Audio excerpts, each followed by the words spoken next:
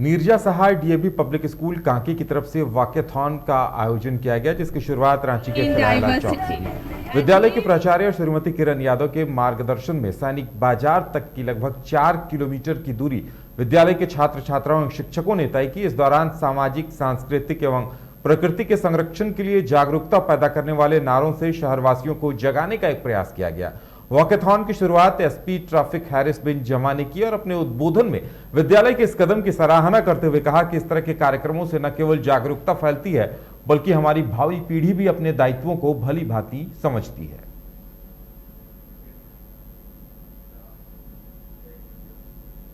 राजधानी रांची के Kantatoli bus stand में एक नाबालिग को काम से निकाल देने के कारण उसने बस में आग लगा दी। 29 तारीख को जब सब बकरीद मनाने में मशगूल थे, तब गुस्से में उसने एक बस में आग लगा दी और देखते ही देखते लगभग 7 से 8 बसों में आग लग गई। स्थानीय लोगों ने फायर ब्रिगेड को सूचना दी, तब तक बहुत देर हो चुकी थी। देखते ही देखते लगभग 8 बसों में आग पूरी तरह से फैल गई।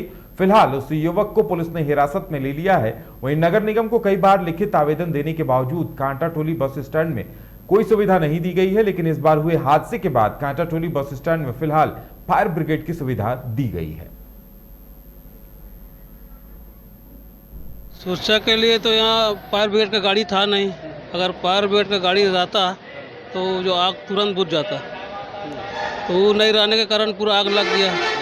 फिर बाद में भी लगा तो फायर ब्रिगेड का गाड़ी वापस चला गया, उसके बाद आग लगा, वो आते थे तो पूरा आग लग गया।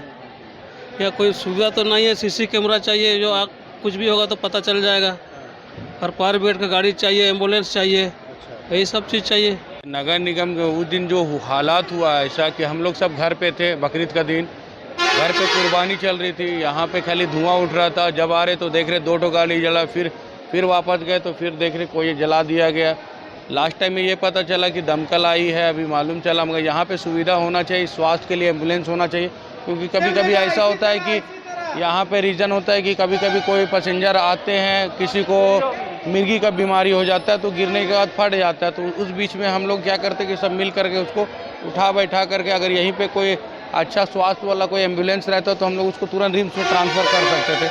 किसी का भी फैमिली हो, हम लोग का तो यहाँ पे हेल्पफुल के लिए आते हैं, मगर अभी तक ऐसा कुछ दिख नहीं रहा। बस स्टैंड के लगभग देख रेख नगर निगम के द्वारा किया जाता है, तो वहाँ पे एक फायर ब्रिगेड को तत्काल अभी यहाँ पे स्थायी किया गया है। लेकिन नगर निगम को भी कहा गया है कि अपना सीनियर पदाधिकारी के द्वारा नगर फायर ब्रिगेड के अधिकारी से बैठकर एक फायर ब्रिगेड यहाँ पे बहुत ज़रूरी है, क्योंकि यहाँ लगभग 400-500 बस है।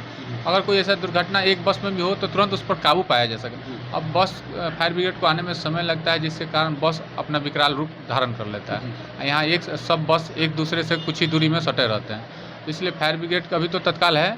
लेकिन एक नगर निगम के द्वारा भी कहा गया है कि एक एम्बुलेंस और जो भी यहाँ का सुविधा हो सकता है वो यहाँ पे करने के लिए कहा गया। सीसीटीवी के बारे में भी कहा गया कि सीसीटीवी 20 हैं, लगभग 15-20 हैं, लेकिन उसमें से 3-4 चालू हैं। लेकिन उसको भी कहा गया है वहाँ के नगर निगम के द्वारा कि अपने सभी सीसीटीवी फुटेज को चालू हालत में रखने के लिए, जिससे कोई भी दुर्घटना होता है तो देखने में, वहाँ पहुँचने में आसानी।